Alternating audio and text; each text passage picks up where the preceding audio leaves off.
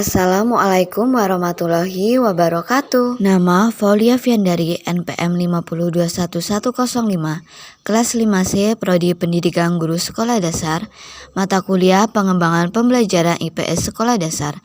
Dosen pengampu Bapak Tio Gusti Satria, Magister Pendidikan. Tugas pertemuan kedua tentang konsep dan makna pengembangan pembelajaran IPS Sekolah Dasar pada K13 dan IKM. Konsep dan makna pengembangan pembelajaran IPS Sekolah Dasar pada K13 dan IKM.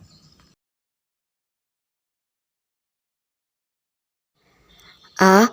Urgensi pengembangan pembelajaran IPS. Belajar merupakan suatu proses yang dilakukan dalam upaya membentuk kepribadian manusia yang seutuhnya. Belajar berhubungan dengan tingkah laku bagaimana seseorang menghadapi situasi dan kondisi karena faktor pengalaman yang berulang-ulang atas dasar kematangan. Bentuk nyata dalam kegiatan belajar yaitu hasil belajar. Hasil belajar merupakan perubahan pada pola pikir, perilaku, atau tingkah laku yang berupa pengetahuan, keterampilan, dan sikap peserta didik selama proses kegiatan belajar mengajar. Proses pembelajaran pendidikan IPS pada jenjang sekolah, baik tingkat pendidikan dasar ataupun menengah, perlu dilakukan pembaharuan. Karena masih terdapat banyak model pembelajaran yang bersifat konvensional, tidak ada improvisasi dalam pembelajaran yang sesuai dengan tuntutan zaman dan kondisi lingkungan peserta didik.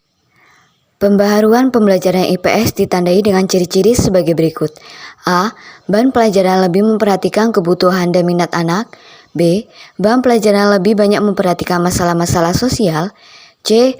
Bahan pelajaran lebih banyak memperhatikan keterampilan khususnya keterampilan inquiry atau menyelidiki. D. Bahan pelajaran lebih memberikan perhatian terhadap pemeliharaan dan pemanfaatan lingkungan sekitar. Banyak guru yang masih menerapkan pembelajaran konvensional, khususnya dalam pembelajaran IPS. Masih terdapat kelemahan dalam proses pembelajaran IPS. Sekalipun berbagai inovasi telah dilakukan, tetapi hasilnya belum memuaskan. Penyebab pembelajaran IPS tidak menarik dan membosankan adalah karena pembelajaran IPS dianggap tidak bisa untuk diaplikasikan untuk mengetahui secara lebih jauh apa yang dipelajari. Sehingga pembelajaran IPS juga dianggap hanya sekedar untuk kepentingan sesaat tanpa ada manfaat praktis dalam kehidupan sehari-hari di masyarakat dan belum menjadi nilai sosial budaya yang berkembang.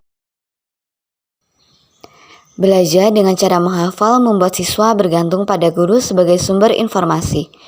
Pembelajaran pendidikan IPS di SD seharusnya lebih menekankan pada aspek pengetahuan, sikap, dan keterampilan dari berbagai permasalahan yang dialami oleh peserta didik.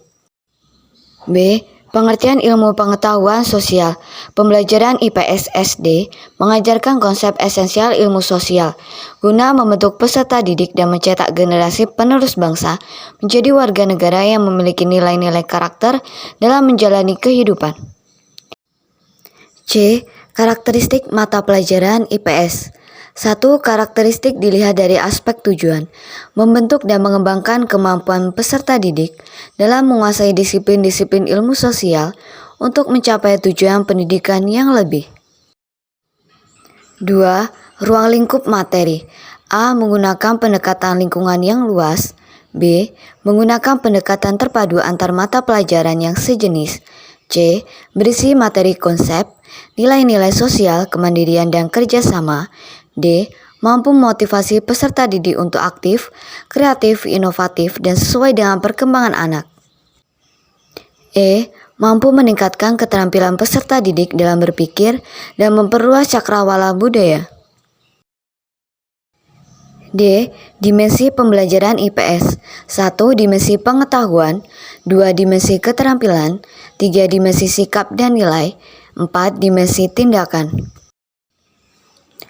Dalam kurikulum Merdeka, mata pelajaran ilmu pengetahuan alam digabung dengan mata pelajaran ilmu pengetahuan sosial menjadi ilmu pengetahuan alam dan sosial, dengan harapan dapat memicu anak untuk mengenal lingkungan alam dan sosial dalam satu kesatuan. Selain itu, kurikulum Merdeka terdapat pelajaran proyek penguatan profil pelajar Pancasila yang dilakukan minimal 2 kali dalam 1 tahun ajaran. Ketika pembelajaran IPS dalam kurikulum Merdeka, siswa dituntut untuk memiliki keterampilan abad 21 melalui penerapan proses pembelajaran berbasis pemikiran kritis dan pemecahan masalah, membuat peserta didik mampu memiliki pemahaman terhadap masalah secara mendalam, menarik kesimpulan, dapat memecahkan masalah sosial secara terarah dan bijaksana dalam upaya untuk menjawab tantangan abad 21.